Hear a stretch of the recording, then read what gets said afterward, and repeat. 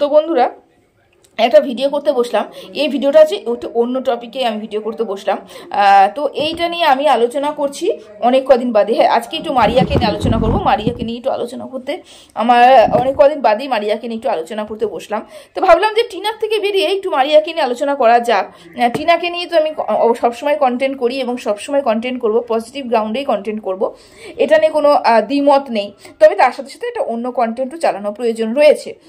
তো আমি একটা কথা বলে রাখি তোমাদেরকে, তোমাদের হয়তো মারিয়াকে নিয়ে কোনো ইন্টারেস্ট নেই, মারিয়ার কথা তোমার শুনতে ইচ্ছা করবে না, তোমাদের শুনতে ইচ্ছা করবে না, বুঝতে ইচ্ছা করবে না, যে কারণ তোমরা একটা অন্য কন্টেন্টের মধ্যে ঢুকে রয়েছো।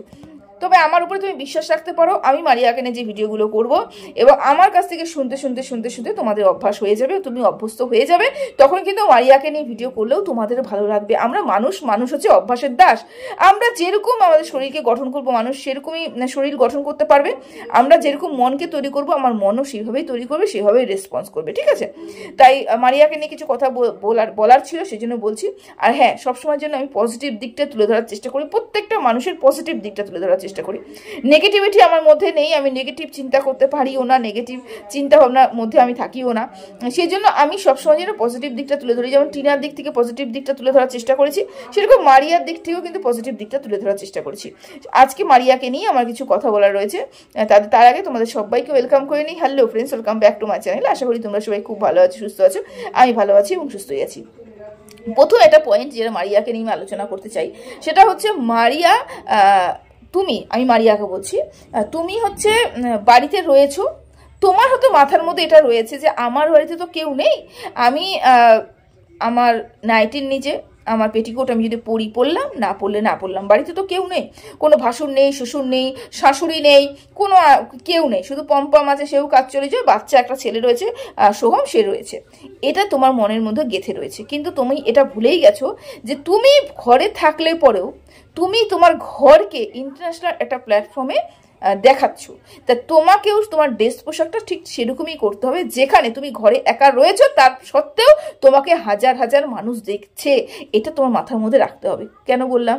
কেন, তুমি যখন পেটিকোটটা না পরে ঘর যখন ঝাড় দিচ্ছিলে, দেখতে কিন্তু দৃষ্টিকটু লাগছিল, ভীষণ খারাপ লাগছিল। এটা নিয়ে আমরা এরকম অনেক ব্লগারকে দেখেছি, তারা কিন্তু ঘরে রয়েছি, ঘরে তো কেউ নেই, ঘরে তো রয়েছি আর ব্লগ করছি।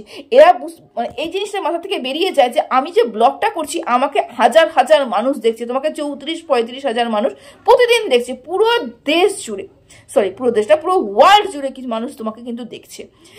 তাই বলবো কি যে পেটিকোটটা অবশ্যই পরো, সেটা তোমার ভালোর জন্যই বলছি। আমাদের নিজেদের মান সম্মান আমাদের নিজেদের হাতে আমরা রাখতে পারি, তাই তো?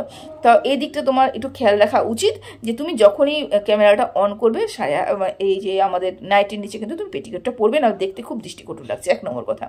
2 নম্বর কথা, একটু দূরদর্শিতা তোমার মধ্যে রাখা উচিত, একটু দূরদর্শিতা। কেন বলো তো, কেন বললাম এই কথাটা? তুমি নিজেই বলছো যে ঘরে বাসনপত্রগুলো যখন প্রথম সংসার বেঁধেছিল তুমি, তো বাসনপত্র রাখার জায়গা ছিল না, তুমি ছোট্ট একটা বাসন রাখার র্যাক তুমি কিনেছো। কিন্তু যত দিন যাচ্ছে তত বাসন বাড়ছে এবং বাসন রাখার র্যাকটা ছোট পড়ে গেছে। এখন কি করবে? এখন বাসন রাখার কিচ্ছু জায়গা নেই, তুমি দলা দলা করে, মানে কিছু গুচ্ছ বাসন এখানে রাখছো, কিছু গুচ্ছ বাসন ওখানে রাখছো, কিছু গুচ্ছ বাসন ওখানে রাখছো, এই করে করে কিন্তু তুমি বাসনগুলো রাখছো। আমি এখানটাই বললাম দূরদর্শিতার অভাব রয়েছে। কারণ কি বলতো, আমাদের এতটুকু চিন্তা করা উচিত, হ্যাঁ আমি এখন সংসার বাঁধছি, ঠিক আছে, আমার হয়তো এখন দুটো হচ্ছে থালা রয়েছে, দুটো বাটি রয়েছে, দুটো গ্লাস রয়েছে, কিন্তু আমার 1 মাস বাদে কিন্তু দুটো থালা, দুটো বাটি, দুটো গ্লাস রাখবে না। আমার যত এই সাংসারিক জীবনে যত আমার দিন যাবে, তত আমার জীবনে সব কিছু আসতে শুরু করবে। আমার বাসনের পরিমাণ বাড়বে, আমার জামা কাপড়ের পরিমাণ বাড়বে, আমার জিনিসপত্রের পরিমাণ বাড়বে। মানে একটা সংসার করতে গেলে পরে প্রচুর প্রচুর জিনিসের প্রয়োজন হয়। তাহলে সেই দূরদর্শিতা যদি তুমি চিন্তা হবে, দূরের চিন্তা যদি করতে, তাহলে তুমি র্যাকটা একটু বড় কিনতে। কিন্তু তুমি কি করেছো? তুমি র্যাকটা একটু ছোট, শুধু ছোট র্যাক কিনোনি না, অত্যাধিক ছোট র্যাক কিনেছি। এতটাই ছোট র্যাক কিনেছি আমি দেখলাম যে ওইখানে 4-5টা বাসন ছাড়া বেশি কিছু আটছে না। তো এটা একটু মানে ওয়েস্টেজ হলো না, টাকাটা ওয়েস্টেজ হলো তো। হ্যাঁ জানি খুব বেশি টাকা নয়, তবে আমাদের কাছে, তোমার কাছে, আমাদের সাংসারিক মহিলাদের কাছে ওই টাকাটাই কিন্তু অনেকটা বেশি টাকা, তাই না? জিনিসটা কিন্তু অকেজো হয়ে গেল, তুমি নিয়ে আসলে এখন কিন্তু সেটা আর কোনো কাজে লাগবে না, কারণ তোমার পম্পম বললো যে তোমার ওয়ালে একটা সেলফের মতন করে দেবে, সেখানে তুমি বাসন রাখবে, সেটা তোমাকে বললো। তাহলে জিনিসটা তো তোমার অকেজে হয়ে গেলো। সে 50 টাকা নেক, 100 টাকা নেক, 300 টাকা নেক, টাকাটা তো নষ্ট হয়েছে, তাই না? এটার জায়গায় যদি আরও 200 টাকাটা মিলিয়ে তুমি একটা বড় র্যাক কিনতে, তাহলে কিন্তু তোমার বাসনটাও তুমি সুন্দর করে রাখতে পারতে। হ্যাঁ, প্রথম দেখতে খারাপ লাগতো যে একটা ধামড়া র্যাক কিনে নিয়েছি, শুধু 2টো বাসন রাখছি, কিন্তু এই মুহূর্তে দাঁড়িয়ে 1 মাস 2 মাস 3 মাস পরে ওই র্যাকটা কিন্তু ভরে যেত এবং তোমার বাসন রাখার কিন্তু কোনো অসুবিধে হতো না। ঠিক আছে? এইরকমই কাজগুলো যখন করবে, এরকম ধরনের যখন কাজগুলো করবে, সংসারে যখন কোনো জিনিসগুলো কিনতে থাকবে, তখন কিন্তু তোমাকে ভবিষ্যৎ পরিকল্পনাটাও করতে হবে। ভবিষ্যতে কি হতে পারে সেই দিকে ধ্যান দিয়েও কিন্তু তোমাকে জিনিসগুলো কেনা রাখা উচিত। বুঝতে পেরেছো? আশা করি তুমি বুঝতে পেরেছো। আচ্ছা, এবার একটা কমেন্ট পড়েছে, সে পমপমকে গত পরশু হয়তো একটা, আমি গত পরশুই মারিয়াকে নিয়ে ভিডিও করতে চেয়েছিলাম, করতে পারিনি। তবে বলেছে যে পমপম কেন শুধু মারু তাই না মারু এগুলো করতে থাকে, কেন বারবার পমপম মানু করতে থাকে। এটা সেই দর্শকটার ভীষণ আপত্তি। আমি সেই দর্শককে বলতে চাই, জানি না তিনি ছেলে না তিনি মেয়ে, আমি মানে মহিলা নাকি মানে ম্যান না উমেন, আমি সেটা বুঝতে পারছি না। তবে একটা কথা বলি যে পমপম হচ্ছে মারিয়ার হাজবেন্ড, মারিয়া হচ্ছে পমপমের স্ত্রী। তা দুজনকে দুজন ডাকবে না তো কাকে ডাকবে আপনি বলুন? সংসারে তো রয়েছে ওই দুজনই, সংসারেও দুজনেই রয়েছে, আশেপাশে আর কেউ নেই। তাহলে মারিয়া যদি কোনো কথা বলে তার সাক্ষী হিসেবে পমপমকেই রাখে, পমপম যদি কোনো কথা বলে তার সাক্ষী হিসেবে মারিয়াকেই রাখে, এবং হাজব্যান্ড ওয়াইফের মধ্যে এটা হওয়া বড্ড স্বাভাবিক। আমি জানি না কিছু কিছু মানুষ কেন এত নেগেটিভিটি নিয়ে ভিডিও দেখে, যেখানে কিছু খুঁজেও পাচ্ছে না সেখানেও নেগেটিভ কমেন্ট করতে হবে, যেখানে কিচ্ছু নেই শুধু পজিটিভিটি ভরা সেখান থেকেও নেগেটিভ বের করে মানুষকে কমেন্ট করতে হবে। যখন কিছুই পেল না তখন পমপমকে বলে গেল শুধু মারু করে, শুধু মারু করে। তো মারু করবে না তো কি করবে? আপনার নামটা জপ করবে? আমি তো অবাক হয়ে যাই আপনাদের মতন কিছু মানুষের কমেন্ট দেখে, সত্যি অবাক হয়ে যায়। আচ্ছা, আরেকটা কথা তোমাদেরকে বলে রাখি, এই যে কিছুদিন যাবৎ জবের থেকে মারিয়া এবং পমপমের যোগসূত্র তৈরি হয়েছে, মানে বিয়ের বন্ধনে আবদ্ধ হয়েছে, একটা কথাই আমি বারবার করে শুনেছি যে পমপম ভালো ছেলে নয়, পমপম ভালো ছিল নয়, পমপম ভালো ছিল নয়। দেখো, পমপম খারাপ ছেলে, সেটা কোন দিক থেকে মানুষ বলছে তোমরা সবাই জানো।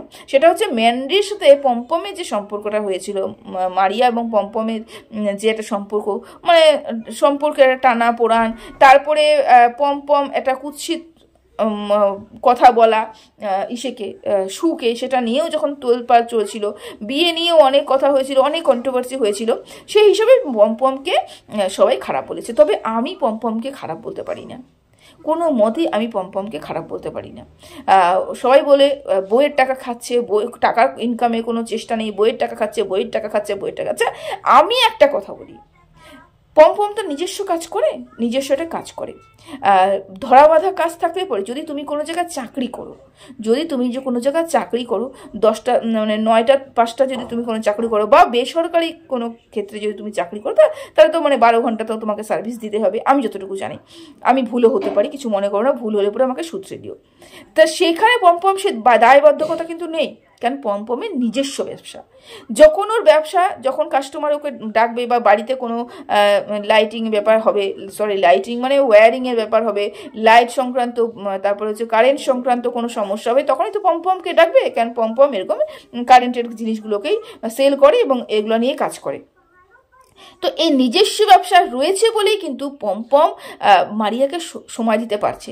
এটা তো নয়, আমরা তো দেখি না যে পমপম সারাদিন ঘরে বসে রয়েছে, ও খাচ্ছে যাচ্ছে ঘুমাচ্ছে, আমরা দেখতে পাচ্ছি।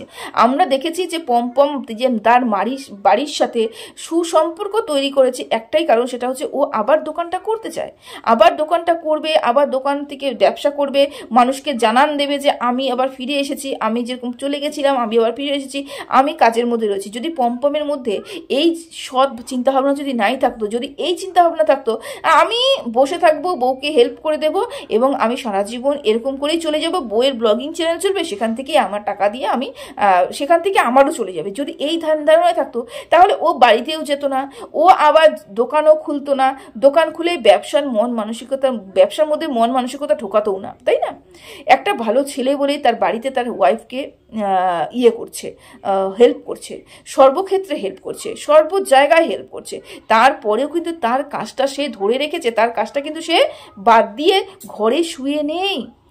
রীতিমতো সকালে না গেলে বিকেলে, বিকেলে না গেলে সকালে, এগুলো কাজ কিন্তু করছে। আর এটা নিজস্ব ব্যবসা, এটা ধরা বাঁধা ব্যবসা নয়, কাজ নয় যে তোমাকে ওই টাইমেই যেতে হবে, ওই টাইমেই পৌঁছতে হবে। যেদিনকা ওর মনে হলো কাজ আমার বেশি সেদিনকা ও তাড়াতাড়ি যাবে, যেদিনকা মনে হলো ওর কাজ কম সেদিনকা ও দেরি করে যাবে। এটা হচ্ছে নিজস্ব ব্যবসার একটা লাভ দিক, খারাপ ভালো দিক আর কি। যাই হোক, তো এই যে তোমরা সবাই বলছো যে ও কোনো কাজ করে না, বইয়ের টাকা খাবে, সেই জন্য ওকে বা বিয়ে করেছে, ওকে ইউজ করছে, মারিয়াকে ইউজ করছে, এই যে কথাগুলো বলেছো যারা, তাদেরকে আমি বলি, আচ্ছা তোমার হাজব্যান্ড মনে করো বিশাল বড় চাকরি করে, বা তোমার টাকাতে তোমার হাজব্যান্ডের যায়ও আসে না, কিছুতেই যায় আসে না, যে যারা এই কমেন্টগুলো করছো, মনে করো তুমি ব্লগ করতে, তুমি প্রচুর প্রচুর টাকা ইনকাম করতে এবং তোমার হাজব্যান্ডের প্রচুর টাকা ইনকাম করে। আচ্ছা তোমরা সত্যিকারে বলো তো, এবং বুকে হাত রেখে বলো তো, যেদিন তোমার অ্যাকাউন্টে টাকা ঢুকতো, বা কোনো দিন কোনো মুহূর্তে তোমার কোনো দরকার হতো, বা তোমার হাজব্যান্ডের কোনো দরকার হতো, বা বাড়ির কোনো জিনিসের কোনো প্রয়োজন হতো, সেখান থেকে কি তোমার হাজব্যান্ড বলতো না যে তুমি তোমার টাকা দিয়ে করে নাও, বা তোমার টাকা, তোমার কাছে টাকা আছে তাহলে আমাকে কিছু টাকা দাও, সেটা দিয়ে আমি করে নিই পরে। একই হাজব্যান্ড মানে টাকা মানে ওয়াইফের টাকা, ওয়াইফের টাকা মানে কিন্তু হাজব্যান্ডের টাকা, তো আমরা চলো দুজনে মিলে সামলে সংসারটা করি। এটা তো করতে না, তোমরা করতে না, তোমরা কিন্তু করতে, তোমরাও কিন্তু করতে। চলো আমি টাকা ইনকাম করছি, তো আমার হাজব্যান্ড এখনো পর্যন্ত সেরকম করে মানে হয়তো বেতনভোগী যদি হতো তাহলে বেতন পাইনি, আর যদি ব্যবসা খাতির হতো তাহলে ব্যবসা আপ ডাউন যাচ্ছে, তো চলো এইবার আমি এই খরচাটা করিনি। তুমি করতে না, তুমি তোমার সংসারের জন্য কিন্তু করতে। তোমার হাজব্যান্ড তখন না করতো না তো। এরকম করে নিজেকে দিয়ে পরকে চিন্তা করতে হয় যে আমি যদি ওই জায়গায় থাকতাম তাহলে আমার হাজব্যান্ড কি আমাকে না করতো, না তোমার টাকা ধরবো না, তোমার টাকাই তোমার টাকা, তোমার টাকা আমি খাবো না, ধরবো না, কিচ্ছু করবো না, এটা হয় না। সবার টাকাই সবাই খায়, সবার টাকাই সবাই ধরে, সবার টাকাই সবাই নয় ছয় করে, বুঝতে পেরেছো? এরকম মারিয়ার টাকাও যেরকম পম্পম নয় ছয় করে, এবং পম্পমে যদি ব্যবসার লাভবান হয়, পম্পমের থেকে যদি মারিয়া বলে যে আমাকে 500 টাকা দাও, আমার এই মুহূর্তে দরকার আছে, আমি কিছু জিনিস কিনবো, পম্পম দেবে না? অবশ্যই দেবে। এটাই তো একটা হাজব্যান্ড ওয়াইফের সম্পর্ক হওয়া উচিত। আমি জানি না তাদের মানসিকতা কি, যারা এখানটায় এসে এই ধরনের কমেন্ট করে যে পম্পম তো টাকার জন্য বিয়ে করেছে। আজকে যদি মারিয়া মনে করো, আজকে মারিয়ার চ্যানেল নেই, মারিয়ার চ্যানেল মানে এই যে চ্যানেল চলছে, এতটা চ্যানেল চলবে না সব সময়, কিন্তু চ্যানেল এতটা বেশি চলবে না, এক সময় চ্যানেল কিন্তু ডাউন হবেই হবে। তা সেই সময় মারিয়া যদি চ্যানেলটা ডুবে যায় এবং মারিয়া যদি ইনকাম বন্ধ হয়ে যায়, পম্পম ইনকাম করবে না? পম্পম কি মারিয়াকে খাওয়াবে না? পম্পমকে মারিয়াকে সারা জীবন ভরণ পোষণ করবে না? যদি পম্পম মারিয়ার ইনকাম না থাকা সত্ত্বেও যদি ভরণ পোষণ করে, তাহলে কেন মারিয়া এই কাজটা নিজের দায়িত্ব নিতে পারবে না, সেই ঘাড়ে নিতে পারবে না? এটা বলতে পারো কি? কিভাবে এই মুহূর্তে দাঁড়িয়ে এই ধরনের কমেন্টগুলো করো যে তোর টাকা খাচ্ছে, তোর টাকা খাওয়ার জন্য বিয়ে করেছে, তোর টাকা খাওয়ার জন্য বিয়ে করেছে? এটা হয়? ভবিষ্যৎ বলবে কি কিরকম। যথেষ্ট কর্মঠ ছেলে হচ্ছে পম্পম, যথেষ্ট, যেরকম ঘরে কাজ করছে, ওয়াইফকে হেল্প করছে, সেরকম বাইরেও কাজ করছে, যথেষ্ট হেল্প করে। তবে একটা কথা আমি পম্পমকে বলতে চাই, পম্পম তুমি হচ্ছে তুমি যে বলে না আমি ক্যাডবেরি খাচ্ছি, চকলেট খাওয়াটা তোমার একদমই বারণ, একদমই। তোমার চকলেট এবং আলু তোমরা দুজনেই কেউ খেও না, কারণ এটাতে প্রচণ্ড পরিমাণে কার্বোহাইড্রেট থাকে, প্রচণ্ড ফ্যাট থাকে, যেটা তোমাদের দুজনের শরীরের পক্ষে কিন্তু হানিকারক। যেটা যেরকম মারিয়ার জন্য ক্ষতিকারক, সেরকম কিন্তু তোমার জন্য ক্ষতিকারক। দুজনেরই ওয়েট কিন্তু তোমাদের মেনটেন করতে হবে, এবং দুজনে সুস্থ সবল থাকো, এটাই তো আমরা সবাই মিলে চাই। এবং সুন্দর নিট অ্যান্ড ক্লিন ব্লগ দাও। আর হ্যাঁ, একজন কমেন্ট করেছে নতুন ওয়াশিং মেশিন তো, তাই জামা কাপড় কাচতে ইচ্ছে করছে। অবশ্যই নতুন মেশিন থাকলে পরে, নতুন যে কোনো জিনিস, শুধু মেশিন বলে নয়, যদি আমার ঘরে নতুন ফ্রিজ আসতো, বারবার বরফ খেতাম, বারবার ঠান্ডা জল খেতাম, ফ্রিজ নিয়ে কিছু আমি কথা বলতাম, কারণ আমি জীবনে যেটা পাইনি, সেটা আমার জীবনে যদি প্রথম হয়ে থাকে, তাহলে আমি সেই জিনিসটা নিয়ে উৎসাহ দেখাবো। তো সেরকম মারিয়ার জীবনে হয়েছে, মারিয়া প্রথম ওয়াশিং মেশিন দেখছে, তাহলে মারিয়ার জীবনে প্রথম এরকম রিয়াকশনটা পাওয়া বড্ড ন্যাচারাল। যেমন আমাদের জীবনে, আমার হচ্ছে এটা নিয়ে হচ্ছে 2 নম্বর ওয়াশিং মেশিন। আমার প্রথম মেশিন কেনা হয়েছিল 2011-তে, প্রথম মেশিন 2011 সালে নেওয়া হয়েছিল। 2011-তে প্রথম আমি ওয়াশিং মেশিন নিয়েছিলাম। তারপর ওটা চেঞ্জ করে 2024-এ আবার নতুন একটা ওয়াশিং মেশিন। আমাদের ক্ষেত্রে সেটা ব্যাপার না, আমরা ইউজ টু, আমরা অভ্যস্ত হয়ে গেছি। কিন্তু যারা প্রথম নিচ্ছে তাদের ক্ষেত্রে কিন্তু এটা অন্য, মানে তাদের কাছে এটা অন্যরকম এক্সপিরিয়েন্স, নতুন নতুন অভিজ্ঞতা, যেরকম হয় না নতুন নতুন বিয়ে করে নতুন নতুন অভিজ্ঞতা, ঠিক সেই টাইপের হয়। এটা নিয়েও কটাক্ষ করার কিছু নেই, ও এরকম সবাই করে, আমরা বাচ্চারাও এরকম করি। আমরা যদি কোনো বাচ্চা, মানে আমরা বুড়োরাও বাচ্চার মতন করি আর কি। আর একটা কথা, খুব গুরুত্বপূর্ণ কথা বলেছে যে এককালে আমি খেতে পেতাম না, আজকে দামি চাল খাচ্ছি। সময় কারুর এক থাকে না, না মারিয়া, সময় কারুর এক থাকে না। কর্ম সাথে পরিশ্রম, তার ফল দিতে ঠাকুর বাধ্য, তার ফল দিতে ঠাকুর বাধ্য। তুমি পরিশ্রম করবে, দিনের পর দিন পরিশ্রম করবে, ঠাকুর তোমাকে নিরাশা করবে না। তোমার কর্ম তোমাকে কোনোদিনও নিরাশা করবে না। এই কর্মই তোমাকে তোমার রাস্তায় নিয়ে যাবে, সঠিক রাস্তায় নিয়ে যাবে। তুমি কর্ম করেছো, তুমি পরিশ্রম করেছো, তার তুমি ফল পাচ্ছ।